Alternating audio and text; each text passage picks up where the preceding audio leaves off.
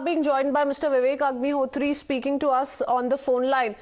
Good morning to you, sir. Your comments on Twitter are being put out by Times Now. You're claiming that Kashmir Files has been selected in the first list for Oscar 2023. It's been nominated.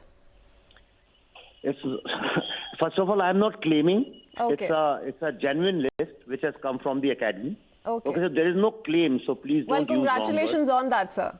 Yeah. So, it's not that we have won the award.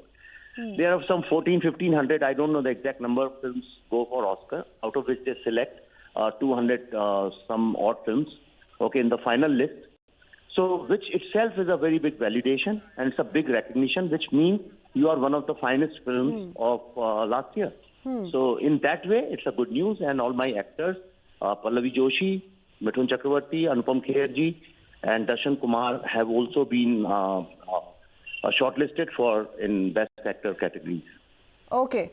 Do you see this as a big victory, especially given that this is taking place just a month into what was said by Mr. Lapid, the IFFI jury, when he termed the movie as a propaganda? See, I'm a very spiritual person, and I believe that the evil always gets exposed himself. And there has been a very vicious campaign against me, and my life is threatened, my children, my family's life is threatened because I made this film. And a lot of people were trying to say that it's a propaganda film. And I think after this, it's a big slap to them, and they should shut up and just stop this vicious campaign against Kashmiri Hindu genocide. Okay, Mr. Agnihotri, because, we've all been discussing how a truth, in a sense, of how so many people, the Hindu community in Kashmir, what they'd gone through in the 1990s.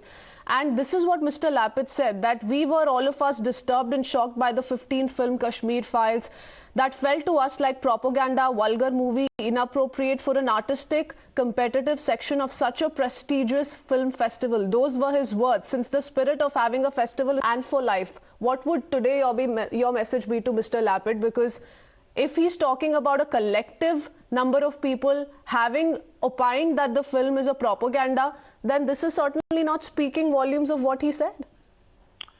I remember the old saying, when the sun comes, darkness doesn't matter. So that's all I would say. The first shortlisting shows that Mr. Whoever his name is, he was working viciously against the film, and he had an agenda. So it's a big slap to him and all his friends. Okay, a big slap to him and all his friends. And what about those in India who have been criticizing the film, calling it a BJP agenda, saying that this is speaking of a partial narrative, a partial truth? Then I would say that Oscar has recognized BJP's agenda, which is a good news for India. They have recognized that indeed there was a Hindu genocide. So if it was not true, it wouldn't have been eligible, first of all. Okay. Well, what you've portrayed in the film is something that happened in 1990, sir. And we're seeing how, in a sense, the Hindu community is reliving that horror today as well. So many members of the Hindu community continue to be targeted. Talk about what happened recently in the Dangri village. In that sense, isn't it very important in your view to put out the fact via this film, and the fact that it's getting global recognition today is rattling some? Isn't it worrisome also? See, today Islamophobia, the word is used as a weapon against anybody who utters even one word against Islamic terrorism. I think it's high time the world recognizes that Hindu genocide has been the longest and continuous genocide in the history of humanity. And that's the only point that I want to make. And that's why I've been meeting all the policymakers, politicians, congressmen, senators all over the world, trying to impress upon them that you have to recognize that there indeed was Islamic terrorism in Kashmir, and so many thousands of Hindus were killed and they were dislocated. And that's all I'm trying to use my movies as soft power, as diplomatic messaging for the world to recognize our pain. Okay, you're seeing this as a big validation for the film. Don't you think it's then important that, messages being put via this film, truth being portrayed via this film, then becomes very critical to receive more and more such global recognition? For finally, all of those naysayers, critics, to put a full stop to the kind of politics they're playing over the same? Yeah, see, politicians will play politics irrespective of anything.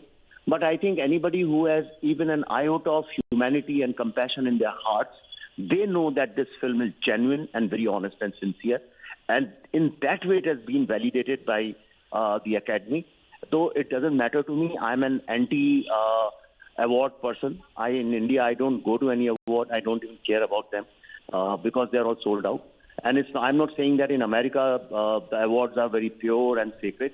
But yes, Academy, the whole world looks at it as the apex body of shortlisting the best films of the year. In that way, at least nobody ever can say that it's a propaganda film, because had it been a propaganda film, it would have been shortlisted by the very criteria of Academy. So that way, it is a good validation, good certificate for the film.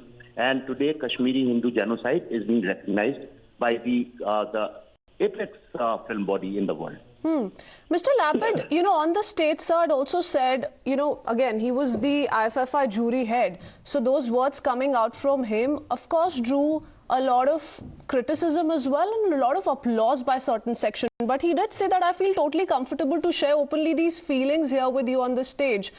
Now, given what he'd opined, given what he'd expressed, there are several jury members who spoke against him as well back then. How do you then view this kind of a validation coming in today? Because here's a man who goes on the stage, speaks of Kashmir Files as a propaganda, says there's no wrong in calling it a propaganda, and I'm really happy I can announce it on stage proudly.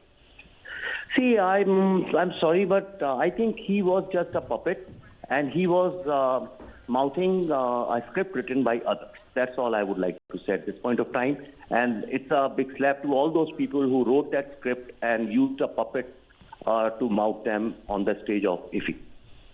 Okay. Stay on with us, Mr. Agnihotri. We also have Ashok Pandit joining us, and I believe he also wants to congratulate you himself personally, Mr. Pandit.